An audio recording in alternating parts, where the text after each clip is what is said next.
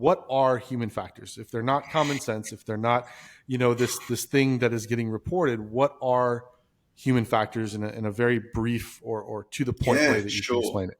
So, human factors is a science. It's predominantly design science. It's about making it easier to do the right thing and harder to do the wrong thing. So, how people interact with other people, how they interact with equipment, how they interact with processes, and how they process that information themselves and their sort of cognitive thoughts. And then a lot of what I do is a subset of that. It's called non-technical skills. So what we're talking about here is decision making, situation awareness, understanding from that situation awareness, again, is a misunderstood term, but situation awareness is the ability to sense stuff, process it, and then project into the future what's likely to happen next. So we collect some information, we make decisions, how we communicate effectively and how we reduce miscommunication, how teams operate in terms of teamwork, the dynamic nature of that, how leaders act and respond, and how followers and predominantly students respond, and these things called performance shaping factors of what makes it harder to do the right thing. And that might be stress, fatigue, it might be confusion, it might be time pressures. So it's all about understanding how, if you and I were going to go on a dive, how we would set ourselves up for success and how we would preempt and how we would spot errors or error likely situations developing, trapping the errors before they became catastrophic. And if the errors do occur, what can we do to mitigate them so we don't end up with a loss of life or a serious injury?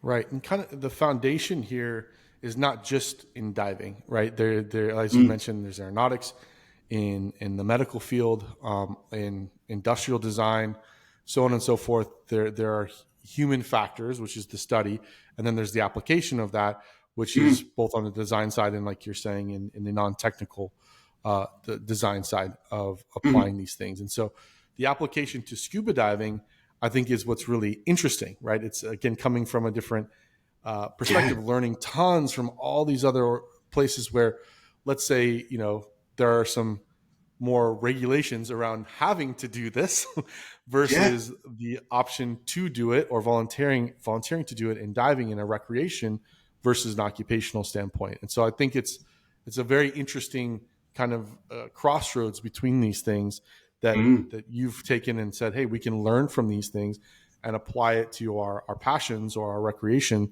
which is diving.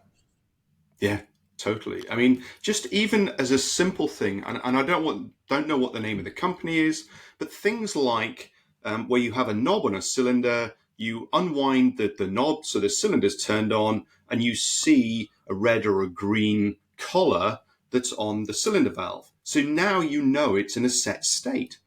That's human factors design user experience. Or it could be having a brief, and when we get to the end of the dive brief, instead of saying, okay, has anybody got any questions, which is a closed question and invariably shuts conversations down. Okay, Jay, tell me what you're going to do when we get to the bottom of the shot line. What are you expecting to see and which way we're going? And that's an open question. So this range of what human factors is about is huge. And that in itself causes problems because people don't realize the scope of it.